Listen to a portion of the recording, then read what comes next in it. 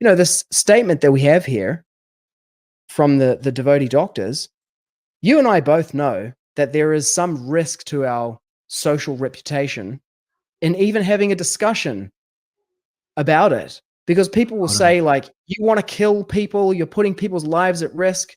I'll tell you what, we are not these bodies.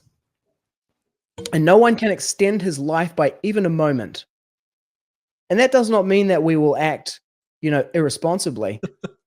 But that doesn't mean that, like, I can be motivated by an argument that says you should be afraid of death. If your argument rests on fear of death as it's one of its main motivating principles, you have gone astray. And if it ends with fear of death, say that again. Yeah, if your argument begins from fear of death as one of its motivating axiomatic principles, and it ends with avoiding death as like its main purpose, you have gone astray.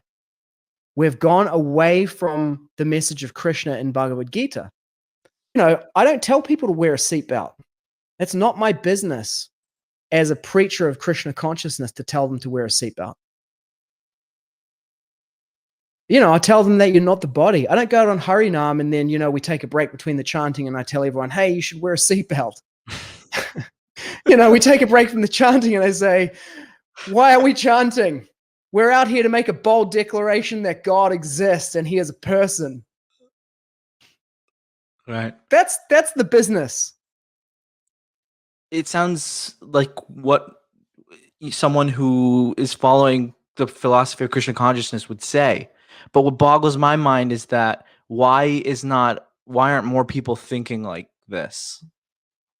Or even why aren't our leaders, and if our leaders are speaking like this, they're either being silenced or they're being kicked off their positions. Or yeah, listen, if I want to hear propaganda about why I should take the vaccine and how it's safe, even though there hasn't been proper studies done, and that, there's no evidence that shows that it has any impact on fertility, I don't need to go to the International Society for Krishna Consciousness for that, nor do I expect to get it from there.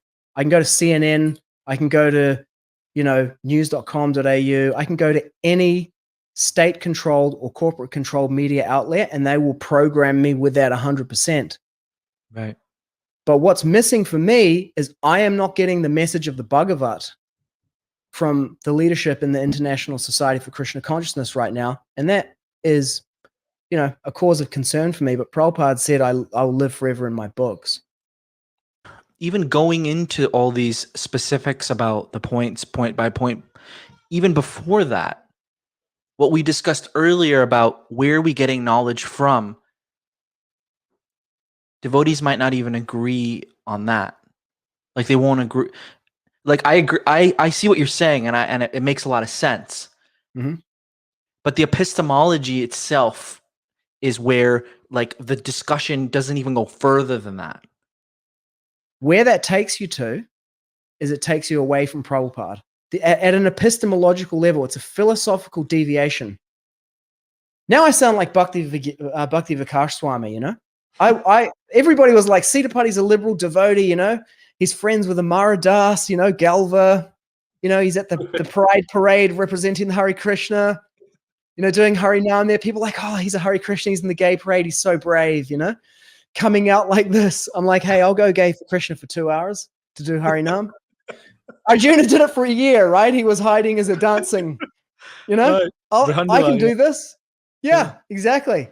Now I'm just like, 4 on the floor, full Prabhupada conspiracy mode, like all the inconvenient truths of what Prabhupada had to say. Yeah. This is the blessing of COVID-19. But Krishna says in Bhagavad Gita, I am the healing herb, and that's like an extension of that. So I'm not like anti-science or anti-medicine by any stretch of the imagination. Yeah. But this is not science. And the epistemology is off scientifically. And more importantly, the epistemology is off in the fundamental epistemology of Krishna consciousness.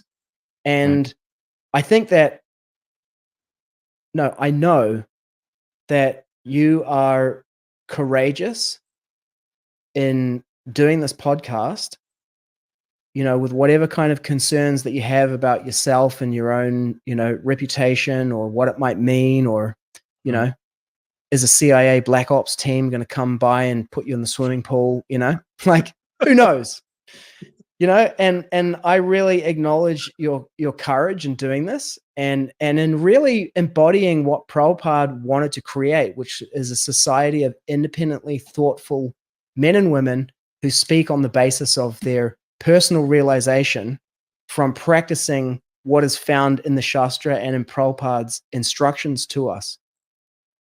Yeah, and in its darkest hour, this movement will save humanity, and this is what it looks like. Krishna Hare Krishna, Krishna Krishna Hare Hare.